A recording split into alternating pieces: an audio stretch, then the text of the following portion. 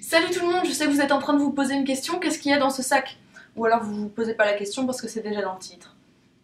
Dans ce sac, il y a 7 produits qui m'ont déçu, 7 flops comme on les appelle. Quand on teste un grand nombre de produits, forcément il y en a qui nous plaisent beaucoup, il y en a qui nous plaisent moyennement et il y en a qui nous plaisent pas du tout. Et donc aujourd'hui je viens vous faire un petit tour d'horizon des quelques produits qui m'ont vraiment déçu dans les quelques derniers mois. Bien entendu, comme pour toutes les vidéos de ce style, gardez bien sûr en tête que ce qui ne me plaît pas à moi pourra vous plaire à vous et ce qui ne me convient pas à moi pourra vous convenir à vous.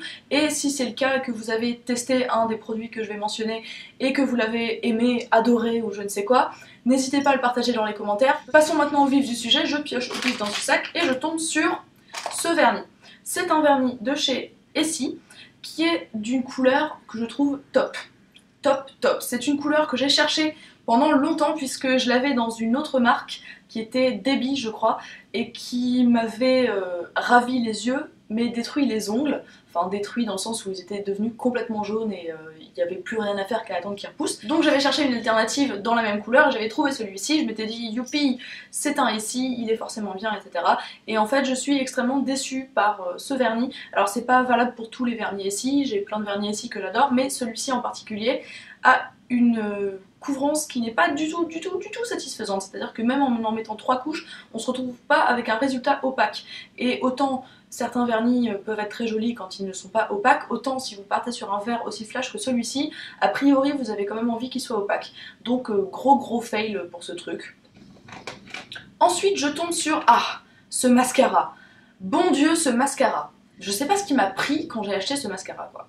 Parce que la brosse est complètement délirante. Pouvez-vous voir cette brosse? C'est une brosse énorme, mais genre vraiment énorme, et qui a une courbe comme ça, et il est un peu foutu en S. C'est-à-dire que c'est pas juste une courbe comme ça que vous adaptez à la forme de votre œil, non, elle est en S. Et alors, c'est de ma faute, hein, je l'avais vue la brosse avant de l'acheter. Mais je sais pas pourquoi je me suis dit, oui, ce mascara va être génial. Mais non, c'est une catastrophe. C'est-à-dire qu'à appliquer, c'est monstrueux. J'ai jamais réussi à m'en appliquer une seule fois sans m'en foutre partout. Et en plus de ça, je sais pas si c'est dû à la forme de la brosse ou au fait qu'elle est complètement énorme, mais on n'arrive pas à... Je sais pas comment dire, on le pose sur ses cils et ça veut pas prendre bien les cils, ça les pousse et du coup ça met une couche de mascara pas du tout bien structurée, pas du tout satisfaisante.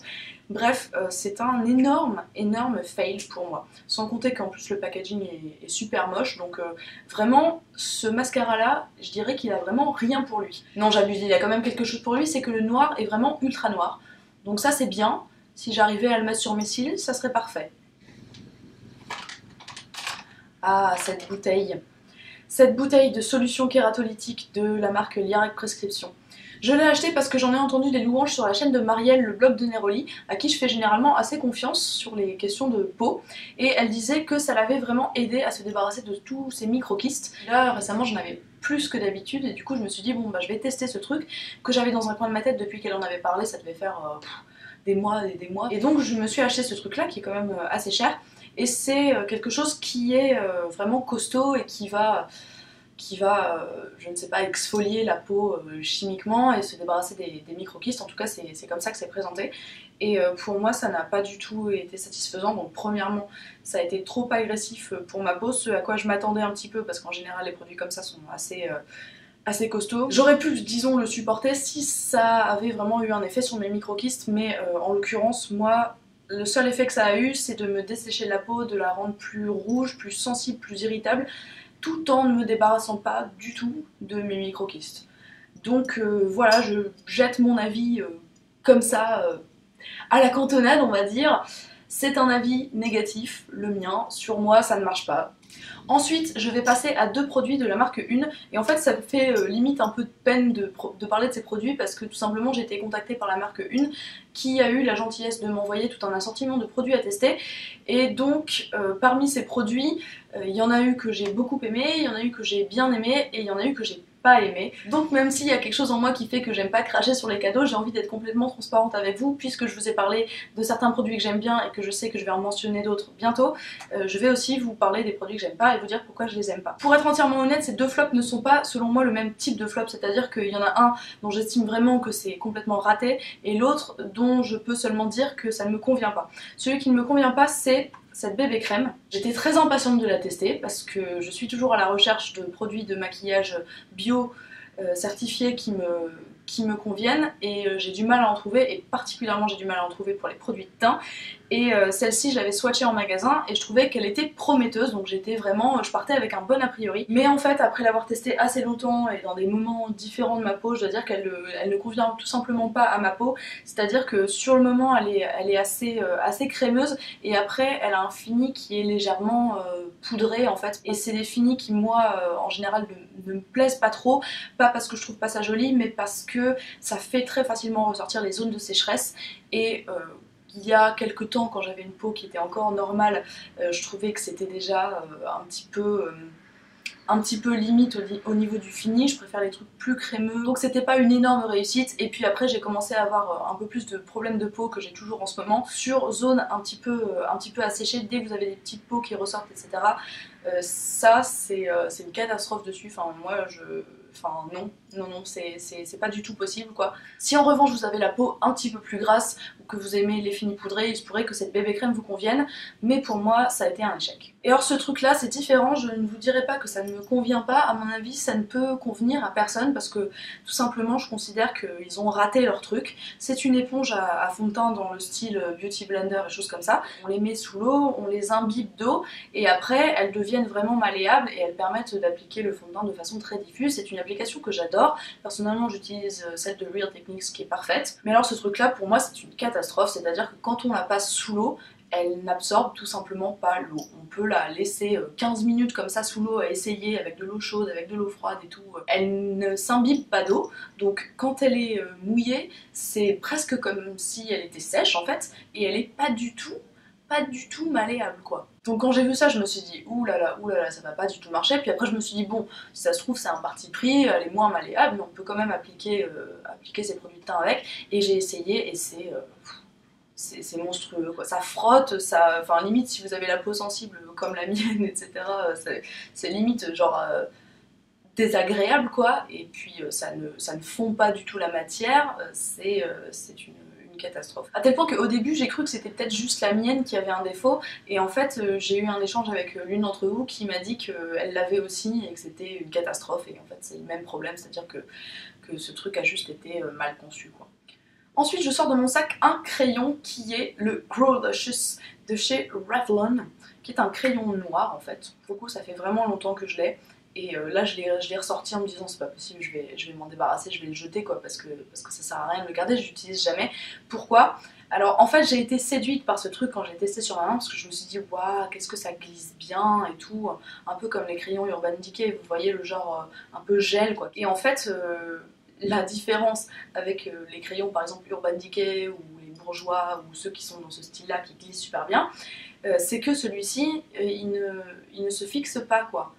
C'est pas genre au début ça glisse vachement bien, après pouf ça reste en place et ça tient. Non, celui-là il glisse super bien, mais après il reste pas du tout en place. Genre quand j'essaye d'en mettre, mettons sur la muqueuse supérieure, je me retrouve immédiatement avec du crayon dans la muqueuse inférieure, et puis au cours de la journée ça descend, et je me retrouve limite avec du crayon jusque là quoi. À part ça il est censé aider à la pousse des cils, mais autant vous dire que je n'ai pas assez envie de faire pousser mes cils pour me retrouver avec des yeux de panda tous les jours, donc gros échec, si vous cherchez un crayon noir, n'achetez pas celui-ci.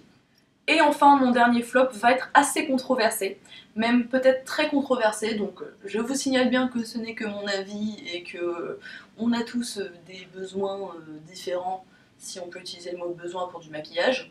Je suis pas sûre qu'on puisse, mais je viens de le faire. Ce sont les rouges à lèvres Kiko.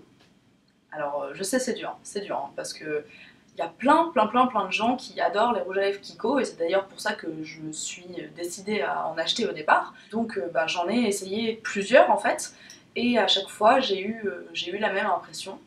C'est-à-dire que en fait sur mes lèvres qui sont généralement sèches, voire très sèches, ils vont pas du tout. Parce que la matière ne s'intègre pas aux lèvres, ne reste pas... Enfin, je sais pas, je sais qu'un rouge à lèvres ne rentre pas dans les lèvres, bien sûr, mais il s'accroche quoi, et il reste de manière homogène, et les rouges à lèvres Kiko ne me font pas ça du tout. Ils restent comme ça, genre en surface, et la matière bouge et se met systématiquement dans les plis de sécheresse, etc. Et du coup, je me retrouve jamais avec un résultat homogène.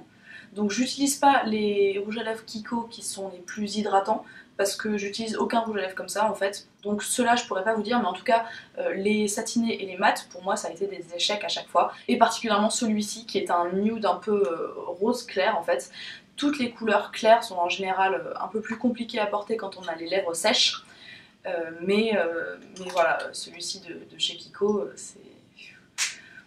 Non quoi, enfin... Pour moi, les rouges à lèvres Kiko ne vont pas quoi. C'est sûr ils sont pas chers, mais je préfère payer une fois et demie plus cher dans un rouge à lèvres Rimmel qui est de qualité mais genre super top. Pour moi les rouges à lèvres Rimmel ils sont excellents, ils sont presque aussi bons que les MAC, etc.